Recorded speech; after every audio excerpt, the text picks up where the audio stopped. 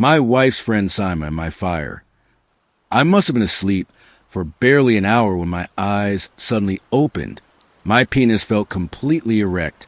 My left hand was on my wife's buttocks, while my right hand, passing under her head, rested on her waist. Her lips were almost touching mine.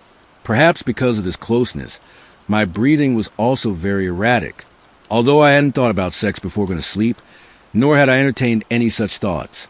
In this state, when my eyes opened, controlling myself was extremely difficult.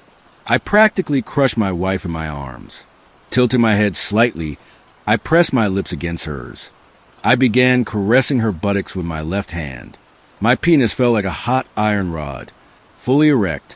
I forgot everything and just want to quench this fire. As my hands moved more and the kissing intensified, my wife's eyes opened too. She tried to push me away, holding my hands, but there wasn't much space for me to move back. In a faint whisper, she tried to make me understand that I should stop what I was doing, but I felt like I was burning in a fire and wanted to extinguish it at all costs. Despite her repeated protests, my hands wouldn't stop. I slid my left hand inside her shower and started caressing her vagina and thighs, while slowly licking her lips and cheeks with my tongue. This was probably why her body began to relax a bit. Although she wasn't responding, when I moved my hand between her thighs and touched her vagina, it felt wet. I realized the fire was burning on her side too, but she was so composed and patient that she didn't let any action show that she was in a bad state too. When I saw that her condition was similar to mine, I tried to pull down her shower, but she immediately grabbed my hand and, in a pleading whisper, said, "For God's sake, stop. This isn't the right place or time. Tomorrow at home, do whatever you want. I've never stopped you before, nor will I ever, but please, control yourself right now." I looked at her face and saw tears streaming from her eyes. Whether it was the sensitivity of the situation, her innocent pleas, or the effect of her silent tears, I threw off the blanket, jumped off the bed, opened the door, and walked out of the room. I thought that staying outside in the cold air for a while might help me control the fire within. To distract myself from sex, I started thinking about random things. I sat outside for quite a while in just a shirt, but I didn't feel the cold at all. The fire wouldn't subside. As I sat with my head bowed, I suddenly felt a hand on my shoulder. I remained seated with my head down, but then a voice hit my ears that startled me. It was Simon's voice, asking why I was sitting out here in the cold. I turned my head and looked at her in surprise, unable to say anything. She came in front of me and said, "What's wrong, brother? You seem upset." "Nothing's wrong," I replied in a slightly curt tone. "There's definitely something, brother, that's making you sit out here in the cold like this," she said, wrapping her arm around my neck and sitting close to me. Her closeness was burning me. I said, "Nothing's wrong. Go inside and sleep comfortably. It's very cold out here and you'll get sick," I said, almost scolding her in the same curt tone.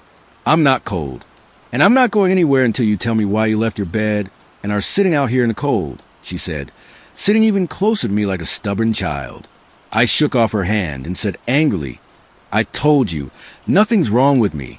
Now go, don't mess with my head." Her closeness was making my body burn even more.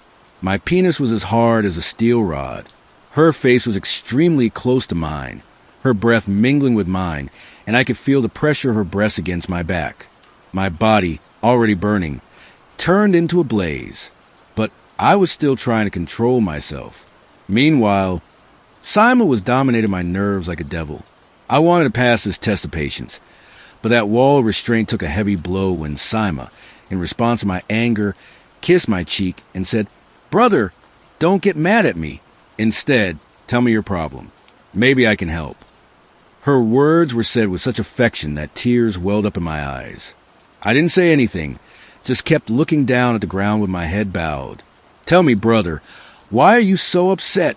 she asked again with the same affection, lifting my face with her hand, and at that moment, she noticed my tears. So you cried too?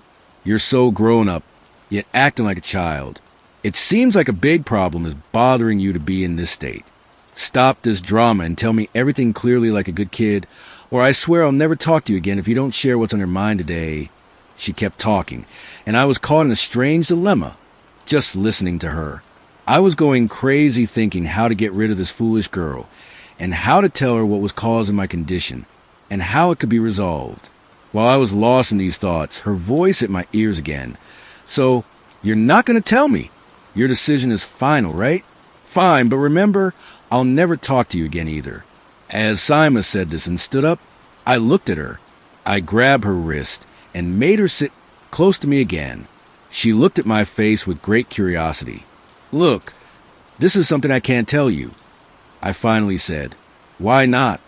Sima immediately asked, bringing up the question of why again. "Brother, consider me your friend or whatever relation. Just tell me what's on your mind." I stared at her face, my eyes locked on hers, my mind in turmoil over whether to tell her or stay silent. Suddenly, I grabbed her hand and placed it on my penis. This unnatural and involuntary action shocked her. With a jolt, she pulled her hand back, and all that came out of her mouth was, "Brother." I looked at her face and said, "You were insistent that I share my problem with you. This is my problem." Sima stood there like a statue, probably not expecting this from me at all. I was shocked myself at what I had done. "Sima, this is why I wasn't telling you," I said, wrapping my arm around her waist and pulling her closer. "I knew this wasn't something to tell you, but your insistence and stubbornness went too far." She was still silent. My right hand was now on her waist, while my left hand held hers tightly. Sima wasn't saying anything, but my tongue had started moving. I was explaining the reason for my condition to her, while one hand roamed over her waist and the other held her hand firmly. Then I placed her hand on my penis again and said, "Sima, I'm burning in my own fire and it's consuming me. It's possible I'll die burning in this fire." Sima was in a state of shock, while I had decided to quench my thirst. She tried to pull her hand away again, but this time I held it firmly. She clenched her fist, but I started rubbing it against my penis, making her feel its hardness and heat. At the same time, I pulled her closer with my other hand and pressed her against my chest. She squirmed a bit, but I squeezed her tightly in both arms. Sima was now completely encircled in my arms. I stood up, lifting her with me. I positioned her so that her chest was pressed against mine, while I caressed her waist and buttocks with both hands, and my penis was now trapped between her thighs. "Brother, please don't do this. Let me go." Sima's terrified voice finally came out. "Look, Sima, you were the one who told me to share what's on my mind in any relation.